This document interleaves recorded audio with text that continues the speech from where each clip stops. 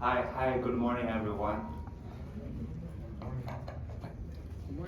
It's so honored to present my work here in person because it was a pity I have to do it online in the Zoom, and I have been in Zoom for too long. Maybe people forget I have actual legs.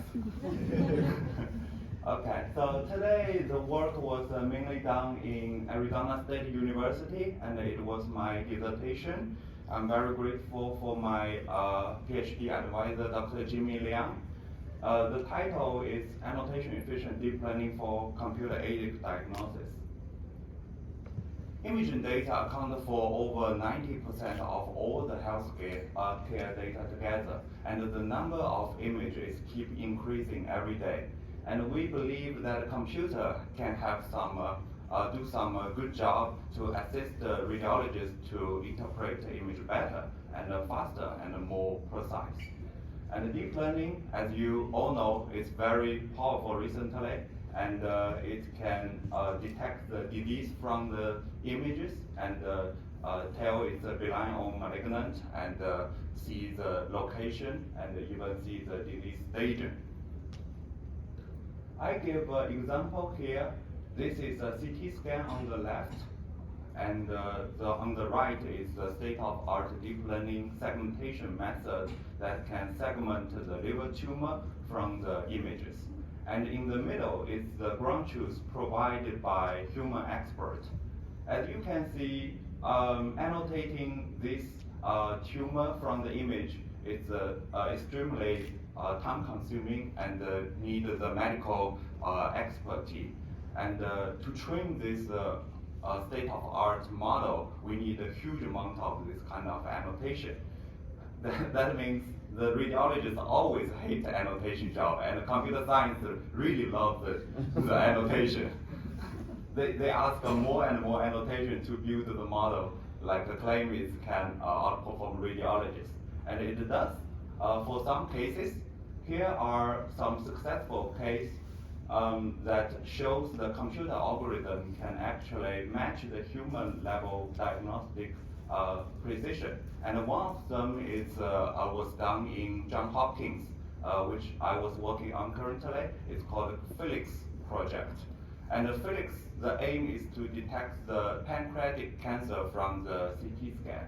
And we can show the performance across the hospital that the AI system can really reach the satisfied performance, and it's comparable to the human expert.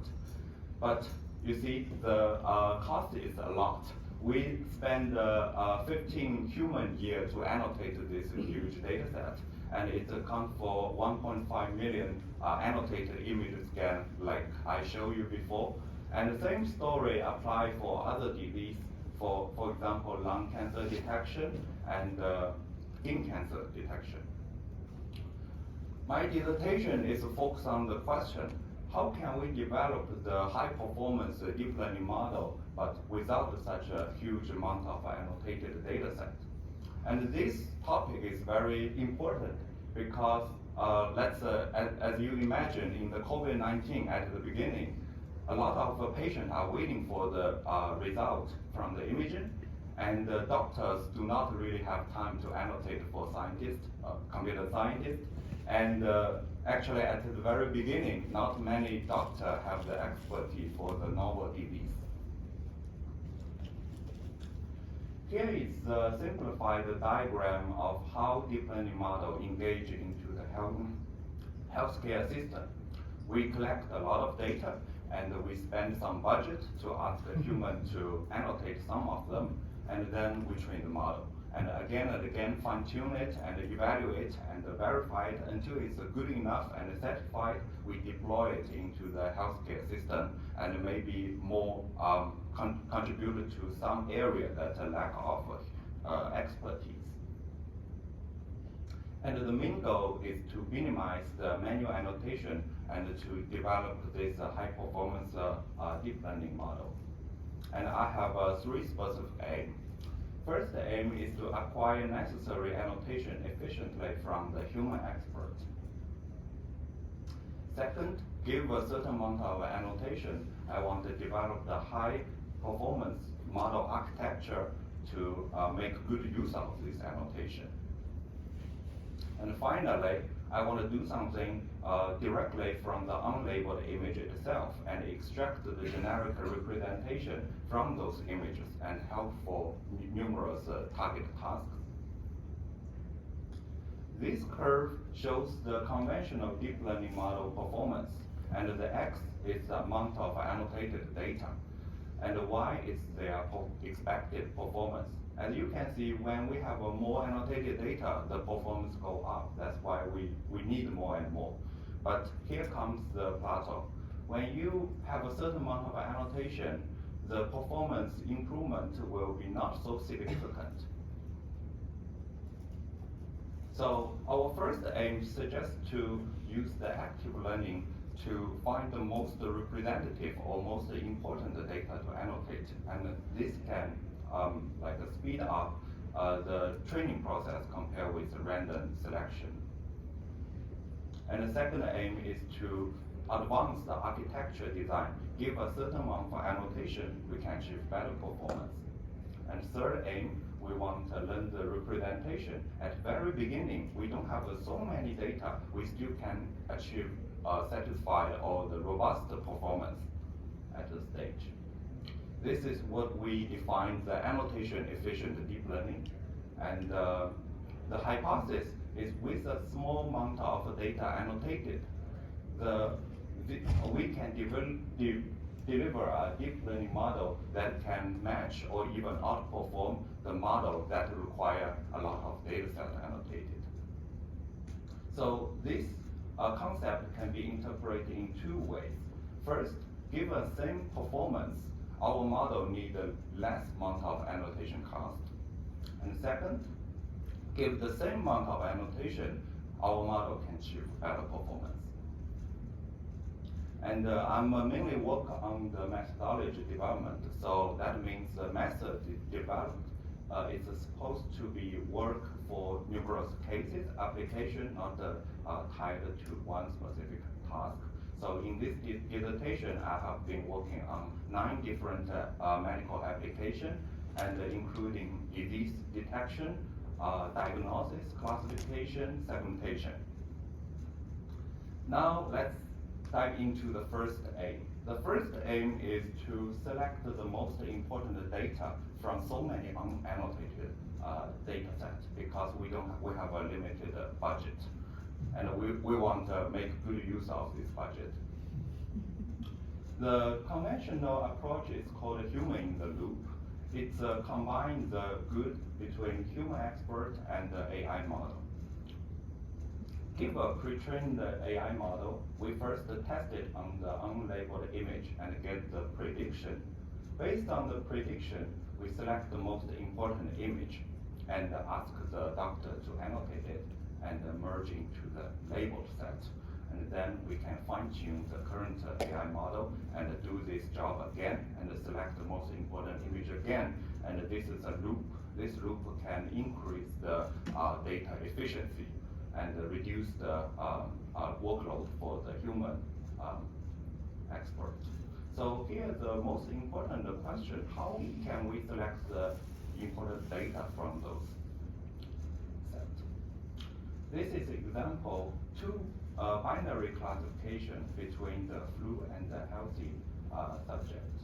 And the colored dot is the labeled image, and the A and B are unlabeled image. And we have 2 dimension, body temperature and muscle ache. And so here comes the question: you have a budget to annotate only 1 cases. Which one would you prefer to annotate first, A or B? If you look at A, it can somehow confidently classified by the current model, which is flu. So we do not expect a huge decision boundary change if we spend money on it. But if we annotate B, whether it's positive or it's negative, it will dramatically change the decision boundary. So that's why, in this case, we think B is more important to be annotated at first. And here, this approach is called uncertainty-based approach. And we basically want to compute the uncertainty of the current model. And here, B is more close to the decision boundary, so we want to select B.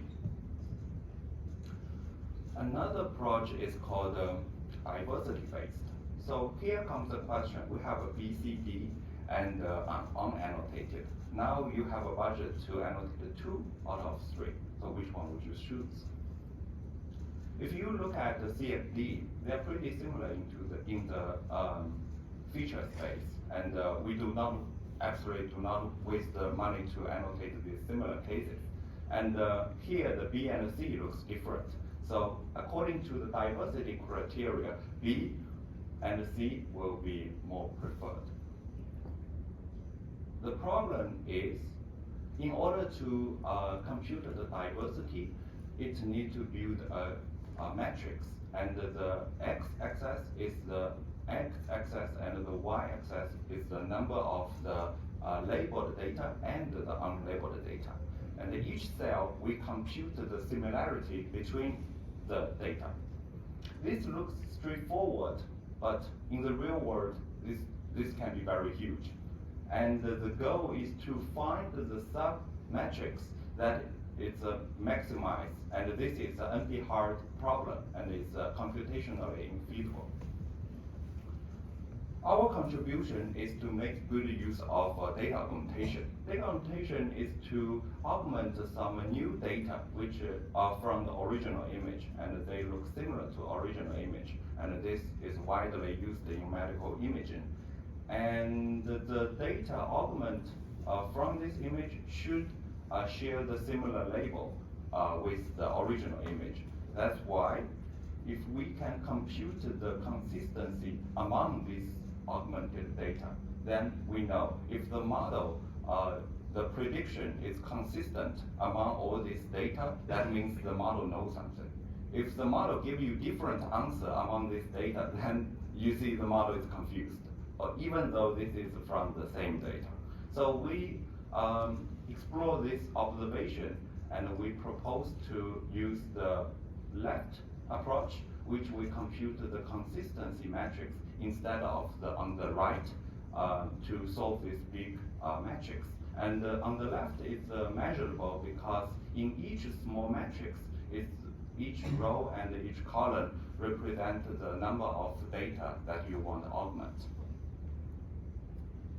So the hypothesis is that actively select the most important data. In this case, our contribution is combine the entropy and the diversity together. We can make the model learn faster with a small amount of annotation. And here the gap shows the reduced annotation cost. And our experiment confirmed this hypothesis in 3 different applications: colonoscopy, frame classification, and polyp detection, and pulmonary embolism detection. As you can see, the X is the number of annotation that we want, and Y is the performance. And the red curve is our active selection, and the gray one is the random selection. And you can see the annotation cost can be reduced more than 80% in all 3 applications. So for the rightmost one, you see the gap is small, but please remember this is the X log plot. So from this project, what I learned is not all data is created equal. Our job is to develop some algorithm that can help automatically select the most important data to be annotated, to save the radiologist the time and save the model training time also. And this also one of my first work in PhD, which was done in 2017, and was first published in CVPR. This is a computer vision conference, and we also submitted to other journals, and we applied this method to many other applications, including natural imaging applications. So this project have a great clinical impact. because efficient human-in-the-loop procedure can help radiologists to quickly find the most silent sample and can dramatically reduce the annotation burden. And secondly, the deep learning have a good advantage. It can continue learn. You don't need to learn it every time from scratch. So the continuous learning capability help us to reuse the data, reuse the label, and reuse the model. So improve the training efficiency. The second aim is that we have a certain amount of annotation now. How can we build a more powerful model architecture to make good use of it? And here I will use the image segmentation as an example. Because segmentation is one of the most important tasks in medical image analysis. It asks the model to partition an image into multiple pieces and to help the surgery and help to detect the organ boundary and also detect the tumor itself. The most popular AI architecture for image segmentation is called UNet. And you can see it was proposed in 2015 and earned so many citations. And the architecture is fairly simple. So it have an encoder branch and have a decoder branch. If you can see my mouse. It have an encoder branch and a decoder branch. And the encoder will map the original image into a feature space. And the decoder will map the feature space back to the image, and this image will give you the segmentation output, either the organ or tumor. So we are looking at this architecture. Maybe you're familiar with the deep learning, and you know it extracts the feature from the more general to more abstract, from layer to layer. And the UNet itself was proposed for the cell segmentation. So the original it used only level 4 feature. And we think the level 3, level 2, level 1 may also useful because of this proof of concept experiment. We use different level of UNet and test on different medical application. We found the optimum depth of the architecture is different for different architecture. So the level 4 not necessarily good. So this motivates us to try to integrate or aggregate different level of image feature into a same network, and comes the UNet++. It have the advantage to use all the information of the different layer, and you can see it can consistently outperform different level of UNet in many cases. And we call it UNet++ because it have two different innovation. So first, we redesigned the script connection, not only use the level 4 feature, but also level 1, 2, 3, all integrated together. And the second feature is we introduced the deep supervision. Unlike original UNet, we added the supervision on different branches, and this can stabilize the model training. And the most importantly, it can enable us to prune the model during the test. The observation is that those nodes are useful in the training stage, but in the testing stage, they are independent to other nodes.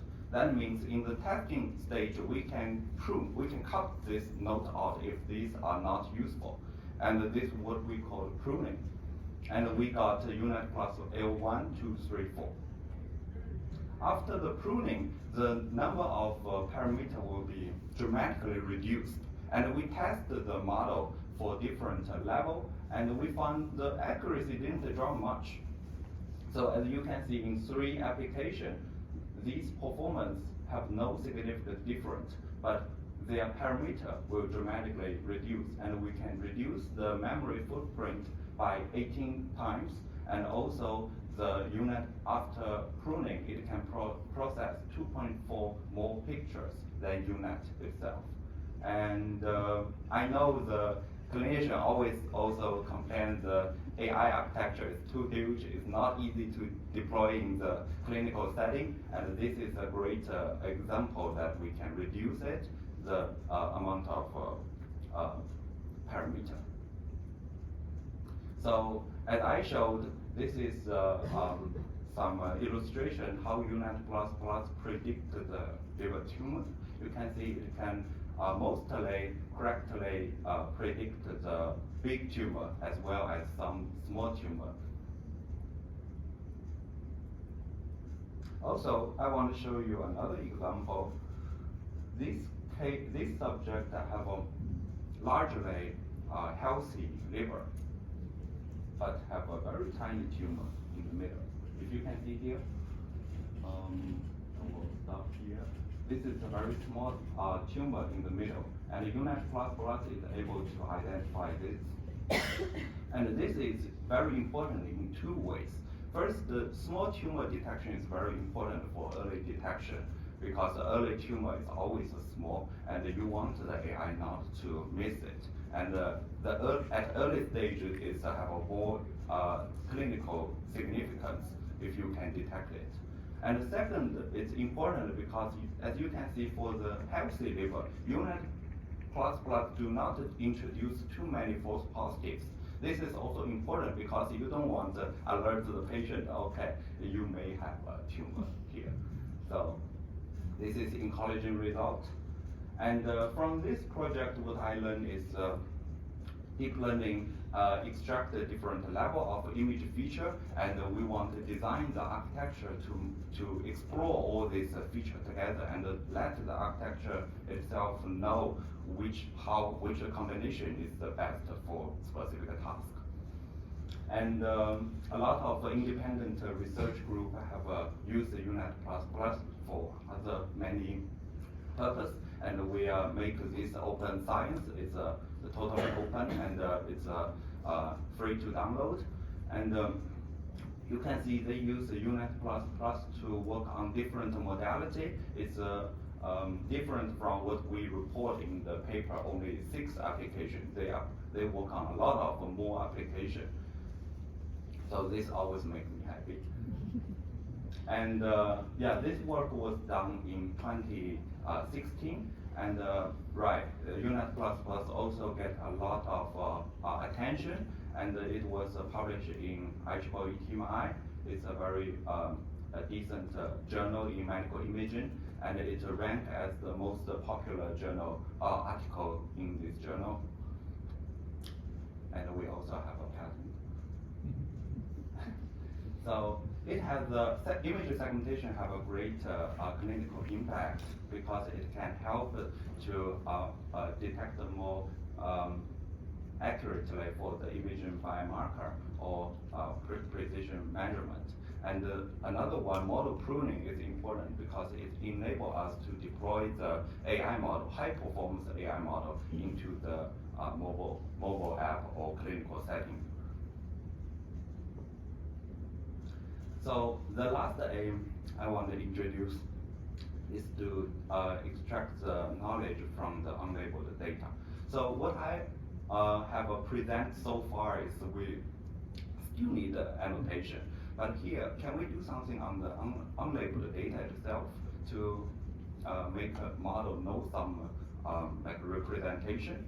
And we are looking at the medical image, and we found the patient in medical image is fairly consistent because when they take the picture, they should follow some protocol. So the human body in the picture will be consistent and recurrent, and we can use this information. If you are working on NLP, you also use this information because human language also have some semantic meaning. And here the medical image also tell us some story and repeated and have some grammar here. And we want to use this information to train the model. So what we propose the framework is the image reconstruction model, and we have image X and like a CT scan, and we mess up the image and let the model learn how to restore the original content, original image. Right. So to mess up the image, we have proposed 4 ways. So we change the color, we change the pixel shuffle, and we remove the outer region or remove the inter region. Like basically let the model do some game to, like a child, they are doing some game to learn some knowledge from the image. And by doing so, we introduce models genesis. And this is a powerful pre-trained model, and this is one of the first pre-trained 3D model in medical imaging domain. And this model is useful because people can download online and use this model to fine-tune on their interested task. And it needs a very small amount of annotation. It can achieve fairly good performance. And there are several previously work before models genesis, but their limitations are same. To train this model, they all need a huge amount of annotation. For example, the first one is released from Google. It was trained on over 240K annotated video. Why it's a video? Because the medical is a 3D, so we need a video here. And the second two are the related work for the medical domain, and it needs a 90 annotated subject and 1,000 subject. It needs a lot of cost. And our result shows, compared with this previous work, we are doing not worse, actually doing better. And here the yellow area is the previous model trained with supervision. And we propose the self-supervised learning. It's called Genesis chest CT scan, and it achieves almost the best performance. And here the highlighted cell means their performance have no significant difference. And we have tested this model on 5 different applications, and it shows the model genesis is an annotation efficient pre-trained model. Again, here shows the X is the number of annotation, Y is the performance, and the red curve is the genesis, and it consistently outperforms the performance when you are training the model from scratch. So it's actually good because it's already there, and what you need is just download it, and you can get good performance right away using small annotation.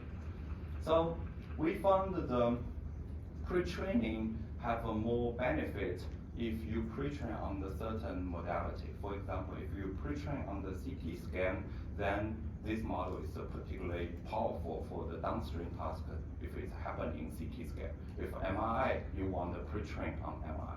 So we want to extend the model genesis in different image modality, Genesis X-ray, Genesis CT, Genesis MRI, and most of them are free to download now. And we also want release some Genesis model that present on the specific organ area, because for the same organ, the different patient can take different kind of images like CT or MRI. So we want the pre-trained model that is particularly useful for this certain organ area. Then we release the Genesis lung, liver, and brain, and so on. So we hope that this collective research effort can introduce more researchers to this area, and we can let the model learn more efficient image feature across disease, across organ, across data set, across modality. And these are again some other research lab try to use our models genesis and observe some huge performance boost in their own application. And again, all these things are public available. So this work was my last work in PhD, and it was done in 2019. And we published in the conference. It's a Win the Young Scientist Award and Young Scientist Publication Impact Award finalist. And the journal version was published in Medical Image Analysis, and it wins the Best Paper Award there. So train a model from the unlabeled image is very important because we don't need to train the AI model again and again from scratch, and we can make use of some basic knowledge, maybe good way to optimize the model. And also, we want this model genesis can be used for many different applications, many different modalities to benefit more imaging tasks. So to sum up, my goal is to really develop the methodology to minimize the human annotation effort. And three aims belong to different components in this paradigm. And we hypothesize we can deliver a more powerful model with a small amount of annotation, and we can. And it was accomplished by the innovation of the active continuous fine-tuning and the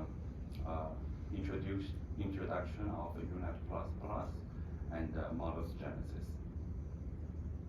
So this research area is very promising to me, and it's very exciting because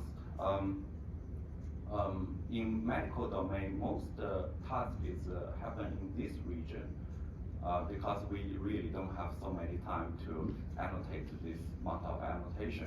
And maybe in computer vision tasks, they happen here. ImageNet, they have a 40 million annotated image. In medical, most that happen here. And I believe that annotation efficient deep learning can make a huge difference compared with the conventional deep learning in medical imaging. And based on the PhD study, I have been exploring more like a challenging task. For example, I want to make use of the weak annotation. So previously, like UNet++ is need a pixel-wise annotation. You need to draw a contour around the tumor by pixel, and it takes time. And we propose to use a better way, like draw a scribble there, draw a circle there, or draw the point to the image, or even easier, we directly use the radiologist report and get the annotation for the entire image. And our current study shows that for the pancreatic cancer detection, using the simplified annotation can actually achieve comparable performance compared with the per voxel detailed annotation. And this is very encouraging because maybe in the future we don't need a doctor to annotate per pixel. We just they can annotate whatever they want. It's good for them, and we can. Our job is to develop the method to achieve good performance based on their annotation strategy. And my long-term goal is really. Right, I'm an Apple fan. My long-term goal really is to even explore, I call the ultra weak annotation. That means you don't really need to bother the radiologist. So we can use the report that which is their daily job. They have to do this. So we can use this report, or even we can generate some synthetic tumor and let the computer to learn. So my ultimate goal will be come here, and we need like a very small amount of annotation and achieve the performance that I have done in the PhD. So we have some good interest observation here. We do a human test on the synthetic tumor. We develop some computer algorithm to paste a tumor into somewhere, not paste, to generate some tumor from nowhere, and ask the radiologist to tell if you can see this is a real tumor or it's a fake tumor. And here's some example. Can you tell which one is a real liver tumor, which one is not? And our study shows the radiologists can achieve only 20% accuracy to tell this, to do this job. This, in computer vision, we call it a Turing test. If you can fool a professional, that means the computer is pretty smart. So here our synthetic tumor can fool the radiologist. And most importantly, if we train the AI model using this label-free tumor, it can achieve similar performance compared with the previous one I trained on so many per voxel annotated data. And this is very important because it's possible that in the future, we do not need any annotation. We just develop some algorithm to synthesize some fake tumor and let the model learn. And if you can prove that it can achieve similar performance, then job is done. So to make this happen, I want to establish my own lab. You know, it's not really a one-person job, and so I'm actually looking for a faculty position to make this happen. And I also want to extend my research interest into other domains like language processing and so on. So, right, I have been working on the annotation efficient deep learning for like 5 years, 6 years, and I also was invited to contribute to a book chapter, and it was co-edited by Dr. Shortleaf, and I reviewed some advantage and disadvantage, the challenge we meet in the medical imaging, and the challenge includes the annotation cost. And I really encourage you to take a look at it. And it's also a great opportunity for me to expand my PhD research to more like a broader view of the medical domain. So I guess that's all for my talk, and I want to thank again for my PhD advisor, Dr. Jimmy Liang, and all my mentors, Dr. Shortleaf, Dr. Greens, Dr. Lee, Dr. Godway. Dr. Godway is my clinical collaborator in Mayo Clinic, Dr. Deborah Konda, and my current advisor, Dr. Yu. And thank you very much. If you have any question, please let me know.